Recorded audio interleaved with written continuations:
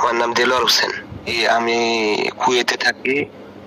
আমাকে একটা পরীর ব্যবস্থা করে দেন, যেন পরী আমার কাছে থাকে। আচ্ছা, আপনি পরী চান এটা বারবার বলতে হবে না। এখন কাজ শুরু করা যাচ্ছে। আপনি খুব মনোযোগ দিয়ে লক্ষ্য করতে হবে আমার কথাগুলো, এবং সেভাবেই করে যেতে হবে। সূরা ইখলাস পড়তে হবে প্রথমে। আচ্ছা। সূরা ইখলাস 3 বার পড়তে হবে। প্রথমে আউযু বিল্লাহি মিনাশ শাইতানির রাজিম বিসমিল্লাহির রহমানির রহিম পড়ে একবার, তারপর বাকি 2 বার বিসমিল্লাহির রহমানির রহিম বলেই পড়তে হবে। তাহলে শুরু করুন। আউযু বিল্লাহি মিনাশ শাইতানির রাজিম বিসমিল্লাহির রহমানির রহিম কুল হুয়াল্লাহু আহাদ আল্লাহুস সামাদ লাম ইয়ালিদ ওয়া লাম ইউলাদ ওয়া লাম ইয়াকুল লাহু কুফুয়ান আহাদ বিসমিল্লাহির রহমানির রহিম কুল হুয়াল্লাহু আহাদ আল্লাহুস সামাদ লাম ইয়ালিদ ওয়া লাম ইউলাদ ওয়া লাম ইয়াকুল লাহু কুফুয়ান আহাদ বিসমিল্লাহির রহমানির রহিম কুল হুয়াল্লাহু আহাদ আল্লাহুস সামাদ লাম ইয়ালিদ ওয়া লাম ইউলাদ ওয়া লাম ইয়াকুল লাহু কুফুয়ান আহাদ। বিসমিল্লাহির রহমানির রহিম পড়ে সূরা ফালাকের প্রথম 3 আয়াত পড়েন। বিসমিল্লাহির রহমানির রহিম কুল আউযু বিরাব্বিল ফালাক মিন শাররি মা খালাক ওয়া মিন শাররি গাসিকিন ইযা ওয়াকাব। বিসমিল্লাহির রহমানির রহিম পড়ে সূরা নাসের শেষ 3 আয়াত পড়েন। মিন শাররিল ওয়াসওয়াসিল খান্নাস থেকে পড়েন। বিসমিল্লাহ পড়ে। বিসমিল্লাহির রহমানির রহিম মিন শাররিল ওয়াসওয়াসিল খান্নাস আল্লাযী ইউওয়াসবিসু ফি সুদুরিন নাস মিনাল জিন্নাতি ওয়ান নাস। এবার আপনি পড়েন সূরা রহমানের 5 নং আয়াত। এই যে সূরা রহমানের 5 নং আয়াত পড়েন। আশ-শামসু ওয়াল কামারু বিহুসবান।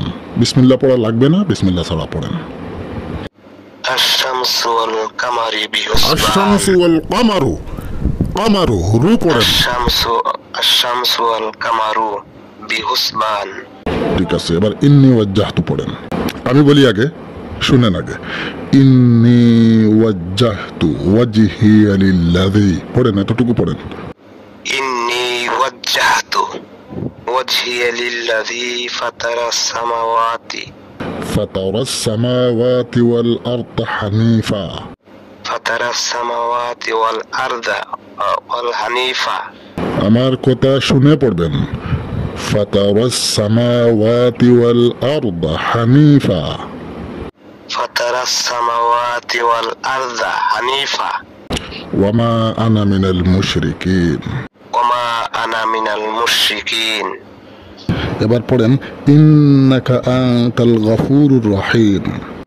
ইন্নাকা আনতাল গফুরুর রহিম। চোখ বন্ধ কেন? আমি তো চোখ বন্ধ করতে বলিনি। চোখ কি বন্ধ করা? জি, চোখ বন্ধ করছি।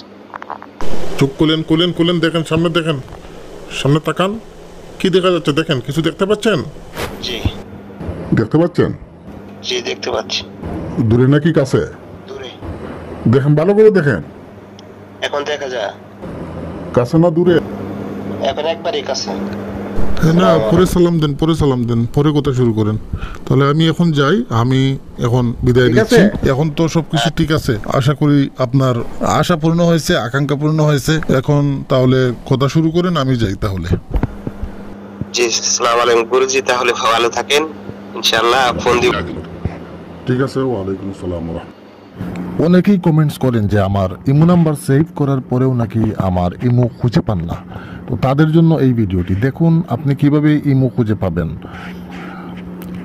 এই যে আপনি আপনার ইমোতে ঢুকবেন, ঢোকার পরে একদম উপরে ডান কোণে দেখুন একটা মানুষের মতো আইকন আছে। এই যে আইকনটি, এই আইকনে ক্লিক করবেন। তারপরে নিউ কন্টাক্টস, এই যে উপরে দেখুন নিউ কন্টাক্টস, এখানে ক্লিক করার পরে এই যে নাম্বারটি আমার এখানে, আমার নাম্বারটি দিয়ে দিবেন। ইমো নাম্বারটি এইখানে দিবেন 01645610309।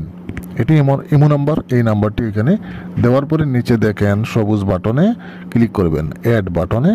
এই অ্যাড বাটনে ক্লিক করলেই আমার নাম্বার অ্যাড হয়ে যাবে। দেখুন খুব সহজেই ইমো এসে গেল। তো এই পদ্ধতিতেই সবাই আমার ইমো সহজেই খুঁজে পাবেন। অনেক সময় নাম্বার সেভ করার পরে ইমো আসলে আসে না। তো এই জন্য আমার ইমো সহজেই খুঁজে পেতে হলে আপনি এভাবেই করবেন। আমি আবারও দেখাচ্ছি।